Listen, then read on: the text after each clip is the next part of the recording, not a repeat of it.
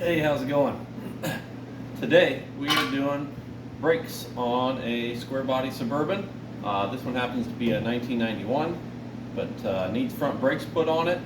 Hopefully we don't get into too much crazy stuff here, but wanted to show you how we do that. We're going to start by jacking it up. Always want to use the jack stand under there. Get your jack placed somewhere nicely. Get her up in the air.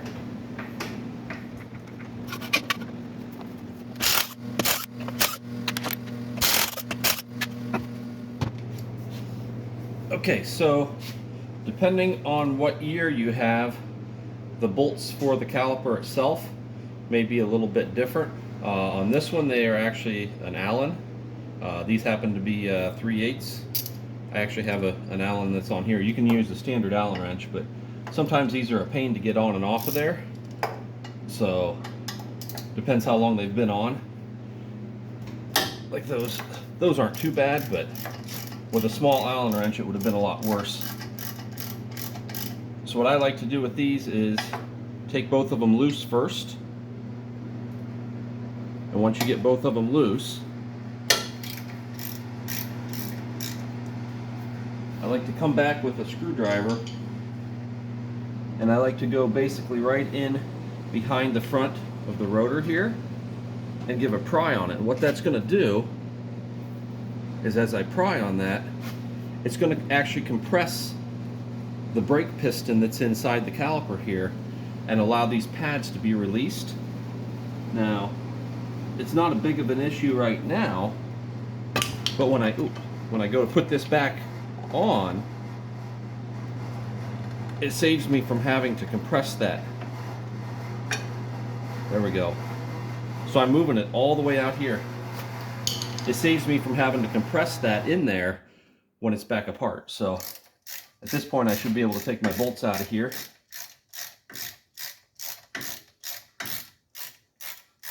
And get this caliper off. So these caliper bolts go all the way through. We're going to take this upper one off as well.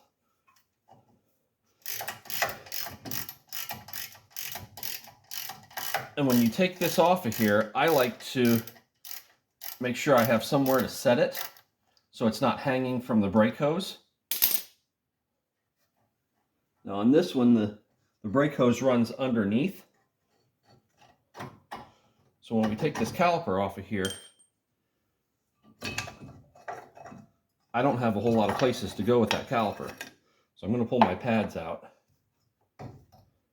See, and I don't want it hanging from that hose. There's my pads and the clips that go with them. I'm actually going to set that caliper back up in place on here, just so it's out of the way. And we'll get to that later. But there's my anti-rattle piece. Here's the brake pads.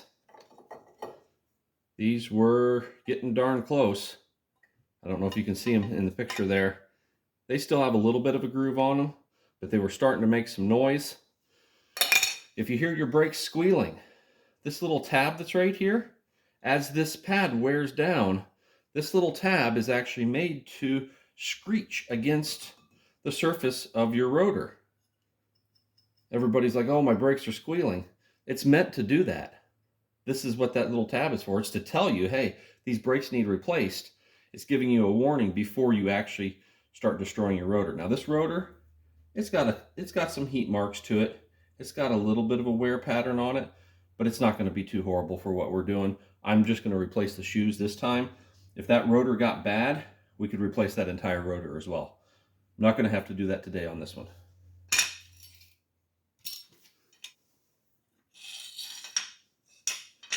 The other thing we want to do here, these are the new pads that I just got from Napa. The other thing I want to do is I want to hold up the old ones next to the new ones and just make sure that I've got the right ones. Now, see, this is at the opposite end of that. I've probably got the wrong side here. Let me see if the other one.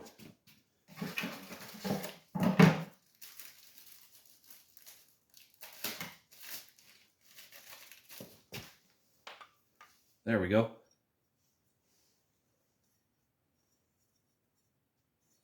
Where is it? There it is. So there's our wear tabs in the same spot on this one. So before I put these back on here, there's a couple things that we need to do. The first thing we need to do is this caliper has to slide back and forth on that in order for it to center on that disc to be able to clamp down and wear those pads evenly. If you notice this pad is a lot thinner than that one is. It was wearing this one more. So to me, that's saying maybe this thing wasn't sliding real well. So what we need to do, there's a couple spots I want to clean up. First one is right here. So on this surface, the top and bottom, and underneath there on the bracket. The other spot I want to pay attention to is this right here. Now this one moves pretty nicely. These allow that to be bolted into place, but also to slide. That one's actually moving pretty decent too. Those two spots, we're gonna pay a little bit of attention to those. What I'm gonna do is I'm gonna clean these up, and we're gonna put a little bit of grease on those, just a little bit, to make sure that those move nicely. So I'm gonna get the wire wheel and I'm gonna clean some of that up, and then we'll get the grease to go on it.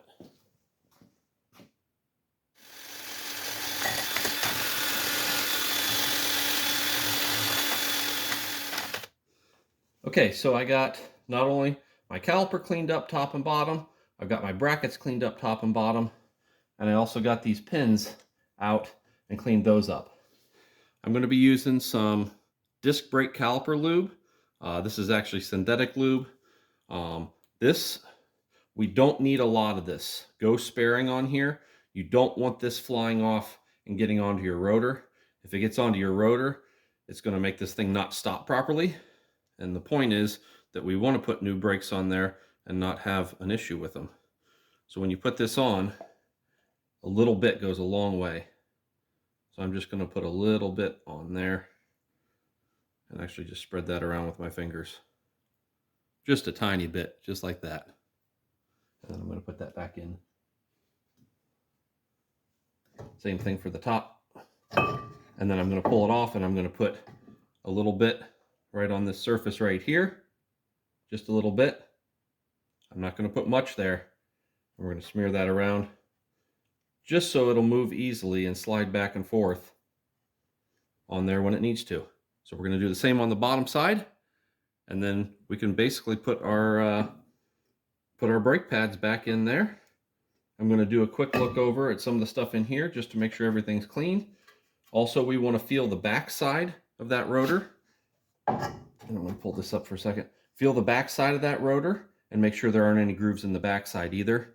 So we're just checking both sides of this. I also like to spin that. Listen for any grinding noises. Make sure it spins smooth. That's checking your bearings. Just quick, simple things that we can do here to make sure that there's no other maintenance we need to take care of while this is apart. So.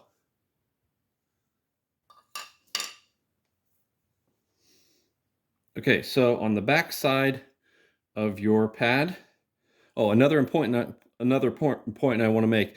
After I wipe that grease on there with my hands, go wash the grease off your hands so you don't get it on the surface of the pad. I try to keep my fingers on the edge of it so I don't touch the surface on that, but inevitably you end up touching a little bit. Anyhow, what we want to do is we want our clip to go on there. This pad is actually going to be sitting in like this. So we want that clip to go on there so it actually clips in to the back side of the piston that's coming out of that caliper. So I'm going to clip this on here, and hopefully I've got it the right way. See if I can clip it on. Well, that's not going to clip as easy as I thought it would. There it goes. So that's actually going to hold that into your caliper. So it's a little hard to see here, but this is on the back side. Basically, we want to engage that in there and push that in, and it should stay. So the outside pad goes on like that. Those two holes line up with the holes because those bolts have to go through. So we talked about this piston, and I used my screwdriver to pry that back in. If you didn't have a screwdriver or didn't pry it back before you started, that's fine. Another trick I use here is I take the old pad there, and we can actually take a C-clamp and set that C-clamp up to where we're clamping down on this. Now there is a special, oh boy, there is a special tool for that to clamp that together to pinch that piston back in place. I don't happen to have that tool, so here's what I use. But you want to keep that. I like to use the old brake pad so I don't damage the piston itself as it goes back in. But basically what you would do is this right here, and then you would clamp down on that, and what it would do is push that piston all the way back in. And mine was out just a little bit, but that pushes that piston all the way back in. So then when you go to put this back together, it slides back over your rotor or your disc very, very easily.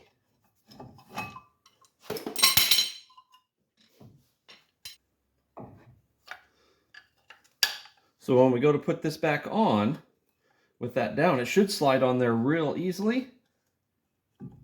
Should slide right back over there. Now you may have to align it a little bit to get it to where the caliper actually goes down into place. There we go. So it dropped on there. Your quick 2-second check is to spin that there. And then these bolts can go back through there.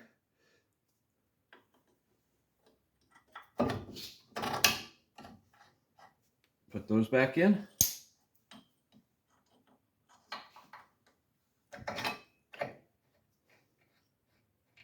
And then we need to tighten those back down, and it's as simple as that.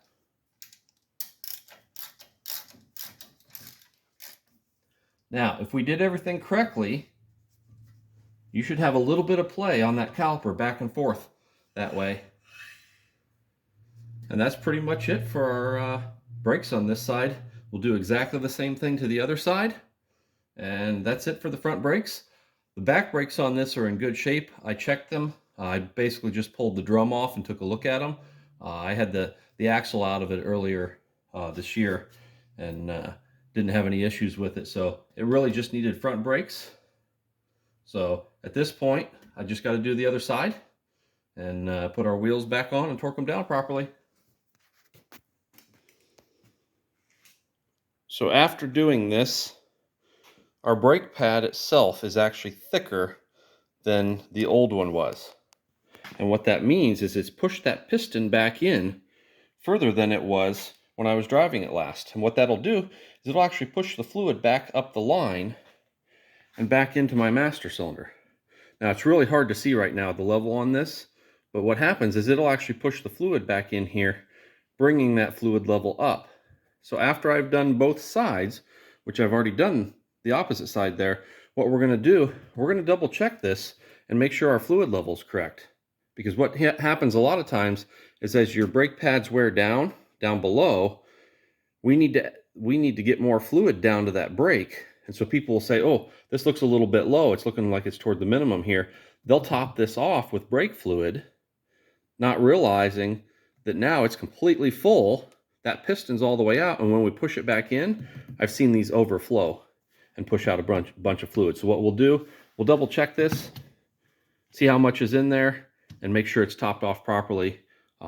If we do have to siphon a little bit out of there, we can siphon a little bit out of there, but I want to make sure it's at the right level before we go ahead and drive this truck. So that's all there is to it. Not a whole lot. Pretty easy to do in your garage with basic tools. So there's one last thing I wanted to note that I forgot to talk about, and I want people to know this because I haven't seen many people commonly do it. Once you replace your brakes on just about any vehicle, those pads have not seated to the rotor yet. And so what you need to do before you even go to drive the vehicle, before you move it out of the shop, start it up, press that brake pedal a couple times. What that'll do is it'll get those pistons seated out to the discs, because you don't want to be backing this out and hit the brakes for the first time and the pedal goes to the floor. taking up that distance. So pump it a couple times. Make sure you've got good brake pedal feel before you go to back it out of the garage. It'll just make things a lot easier. And also, when you get it down the road for the first time, when you go to stop the first few times, what you need to do is stop firmly, press down on the pedal fairly firm, but before the vehicle comes to a complete stop, let off the pedal. And what that's doing is it actually seating that new surface into the old rotor surface. Now, even if you have new rotors on there, those still need seated in. It'll just make those brakes work much better for you. But you don't want to come to a complete stop to where the vehicle kicks back, because what that does is that pad will actually grab the surface when it completely stops. So do that a few times if you can for your first couple brakings. Press down hard on the pedal from a decent rate of speed, maybe 30 mile an hour, 40 mile an hour. Press down hard and firm, get the vehicle to stop quickly, but before it comes to a complete stop, let off the brake pedal and let it continue rolling, even if it's at a slow speed.